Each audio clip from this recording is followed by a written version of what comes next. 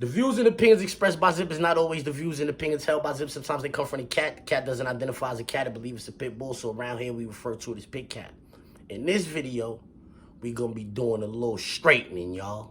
Yeah, hey, now and then somebody jump out of line and you got to do a little straightening. Before we get into it, I'm going to need you to stall off on the like button, share, subscribe, hit the bell icon so you be notified when I drop these videos and all that. All right, so boom, check it.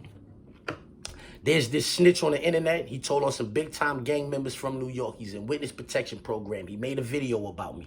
He said some things that I would like to clarify because, you know, I'm going to let him do the talking. I'm going to let you listen to it, and then I'm going to straighten him out, you heard?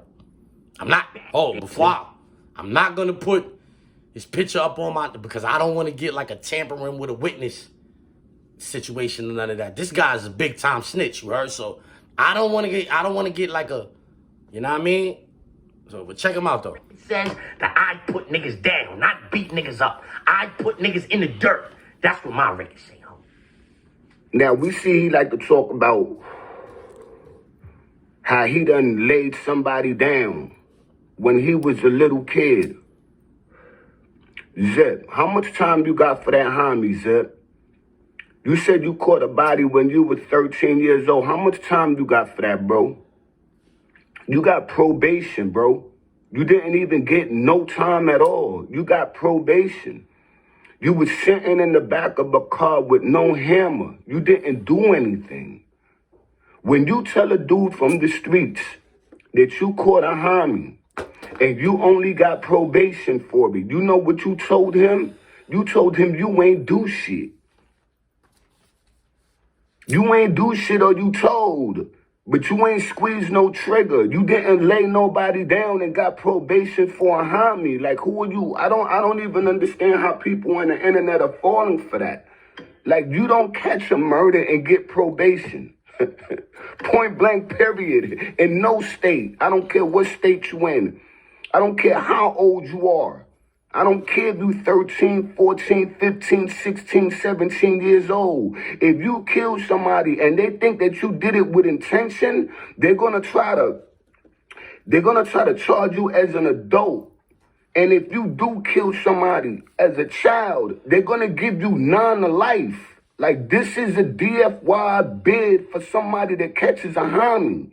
When you see somebody 13, 14, 15, those kind of ages, and they in DFY, and they bodied somebody 9 out of 10 times, they got a 9 to life. So I don't know who you fooling on the internet. I've never met no one in my life ever besides you that caught a homie and got probation for me. That's unheard of, bro. That is unheard. You know what else is unheard of? Niggas snitching on people, being in witness protection, making videos about gangsters on the internet. That's unheard of too.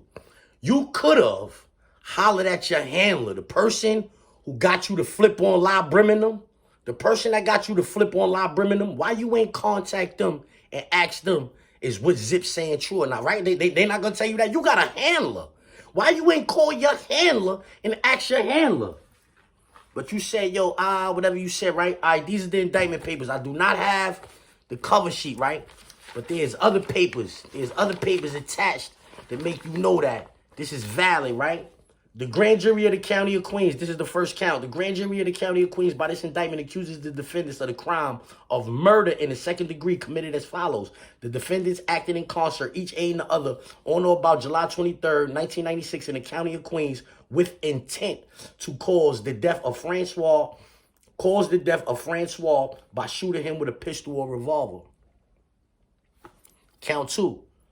The grand jury of the county of Queens by this indictment accuses the defendants of the crime of murder in the second degree committed as follows. The defendants acting in concert, each aiding the other, on or about July 23rd, 1996 in the county of Queens under the circumstances evincing a depraved indifference to human life, recklessly engaged in conduct which created a grave risk of death, 2, by shooting him with a pistol or revolver, thereby causing his death.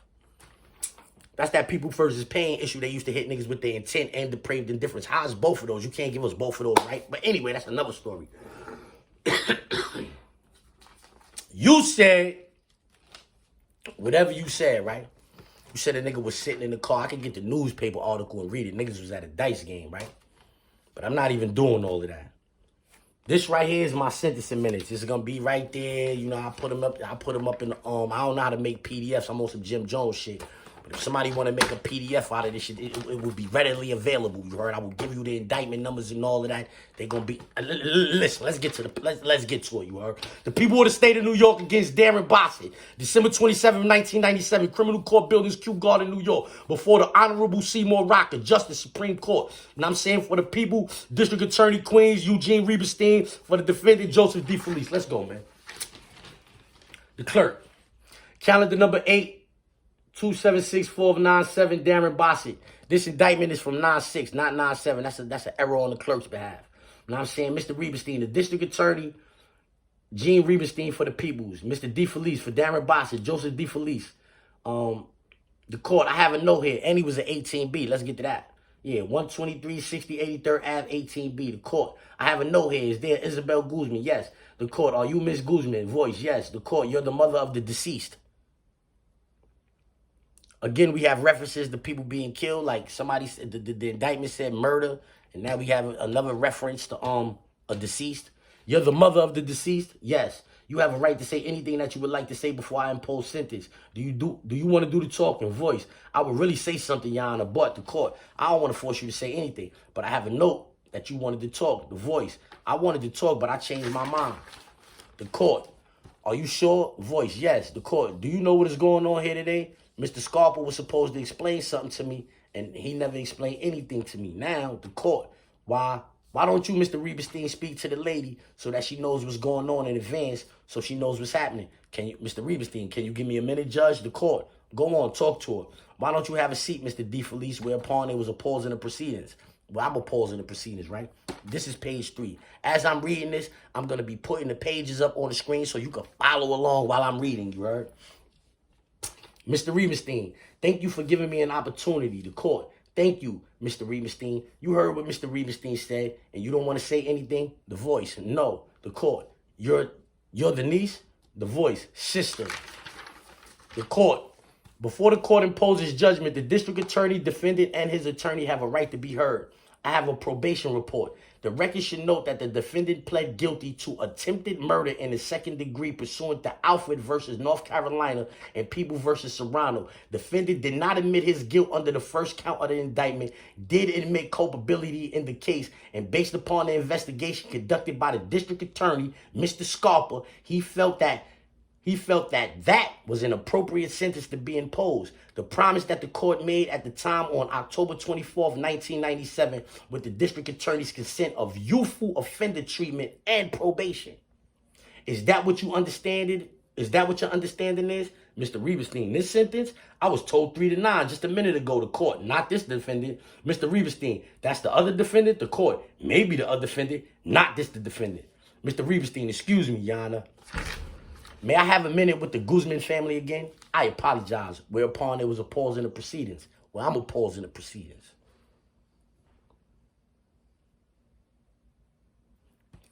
Whereupon there was a pause in the proceedings. Mr. D. Felice, Judge, I want you to know he had a disorderly conduct on the summons. The court, when? D. Felice, he has to be in court on January 19th. Mr. Rieberstein, Your Honor, thank you.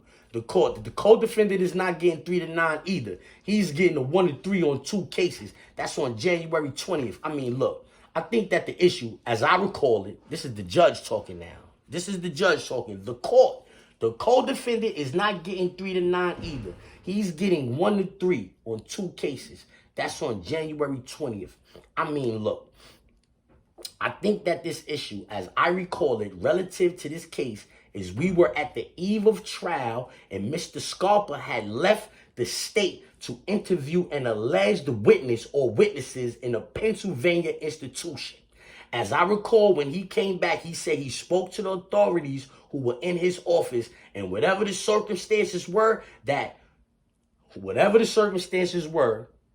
there wasn't a proposal that was given to the nature of the sentence. I don't want anybody to be under some misapprehension.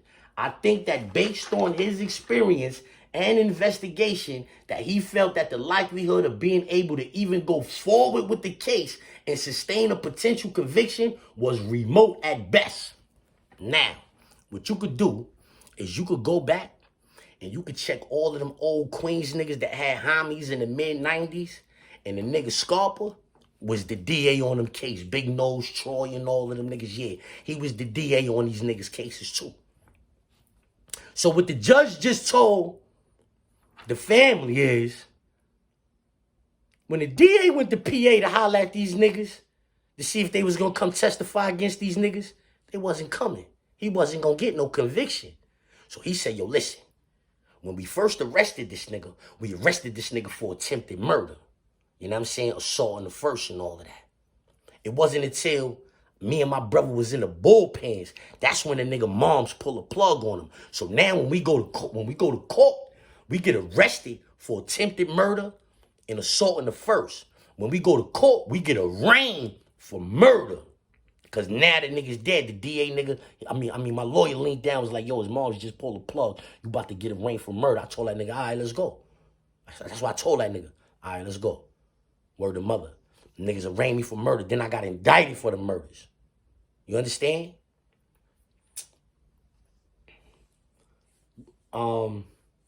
Which, with this case, to sustain a potential conviction was remote at best. Mr. Rieberstein, I appreciate that, Your Honor. This was an authorized plea. The court, I know that because, first of all, the charge is a very serious charge. There was a consent to reduce it to attempted murder, which the court couldn't do on its own without the application of the district attorney. And there was a question of this defendant having been in jail for 15 months. And before that, it doesn't, pending the complete investigation with regard to the matter. So he was satisfied and he pled guilty. He didn't admit his culpability and defendant pursuant to the Alfred versus North Carolina. But even with the slightly remote potential of facing a conviction, he felt that that was the purpose, as I recall, back when he took the plea back on October 24th, that it would be better to do that. Nigga, the only reason why I got probation, nigga, that was it. I was ready to go to trial, nigga. My brother had caught a crack case, nigga. They told that nigga, we gonna give you a 1 and 3. You gonna cop out criminal facilitation. We gonna give you a 1 and 3. And I'm saying the run concurrent with that crack case. And we gonna give your little brother probation. I told him, nigga, suck my, I'm not taking nothing. Fuck out of here. I ain't taking shit, nigga. My brother was like, I ain't taking nothing neither. My grandma was like, nigga, you taking that, nigga. You gonna take that 1 and 3 you going up north, nigga. And nigga started crying, nigga. Word to my mother, my son started crying. Like, I don't want to take nothing. I want to go to trial. That nigga was crying in the court, and we was in the hallway because we had to talk about it. My son in the hall, I ain't taking that. That nigga started crying, homie. I'm like, yo, I want to go to trial, nigga. You crazy? I'm about to spank this, nigga. I'm about to be the illest nigga in the world. I'm about to spank this shit. This shit is done. These niggas is not coming to get on the stand. These niggas that told on me, they not coming to get on the stand. We know that. One of these niggas, the nigga that... We know he not coming to get on this. I'm going to trial. You'll bring all the doctors and police and whoever's experts in to do all the talking you want them to do. Ain't nobody gonna come say they seen me do that shit. I'm ready to go, nigga. Let's go. But anyway, what he said. So under the circumstances, that's what I'm prepared to go forward with and do. And as the case is, I'm sorry that you had to be in a situation where you may not have been up to date with regard to the facts in this case, but I just thought it was not right to keep everybody involved here waiting. Mr. Scarpa, I don't know what happened. I know physically he's not been well lately. I don't know what the circumstances of his non-appearance are today. Mr. Rieberstein, I agree with what you said about Mr. Scarpa's recent condition, and I'm sure everything you said on record is equally accurate. The court, Mr. Bossi, you want to say anything? The defendant, no. The court, Mr. DeFelice, no, Judge. I rely on the court's promise. The court, all right. Based upon the reasons set forth by the court on record, I find that the court can afford the defendant youthful offender treatment and sentence of 5 years probation with credit to the time served and probation on the issue.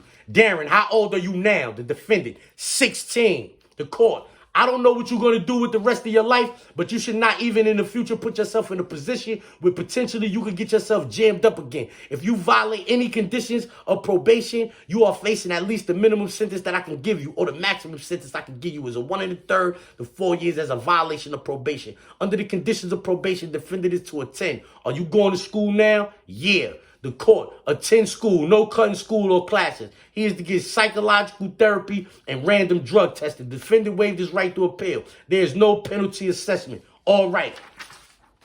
Mr. DeFelice, thank you, Your Honor, the court. ISP supervision also on the sentence. Certified that the foregoing is a true and accurate transcript of the original stenographic minutes in the case. Elliot, let's get to that. So now, you know, I said I was going to have him flashing on the screen. I might not be able to do that. And I'm saying, like, because I don't really know how to do all of that shit. And I'm saying my little man that be doing that, he ain't around. So I might just take pictures of this and have it up, and I'm saying, in my community, post it in the community where y'all can go read it. You know what I'm saying? Whatever. Y'all take the shit, whatever. Do what y'all want to do with it. But I just felt like I needed to do a little straightening. I'm saying some content for me. You know what I'm saying? I don't mind. You feel me? There's some content for me. These is the facts. These is the facts. My brother was a grown-ass man, like he was 16. So when you put it in, all right, look, check it out, right? You feel me? Look. This shit is real, man. This shit is not a game, man. Them people knew. Look, man, my big brother named Zip, man. Dow Bossa, a.k.a. Zip. And I'm saying they go to indictment number right there up in the corner, right here. Boom, indictment number right here. You know what I mean? They go to indictment number. Go put that in. You know what I'm saying? Put that in your situation. You know what I'm saying? See what pop up.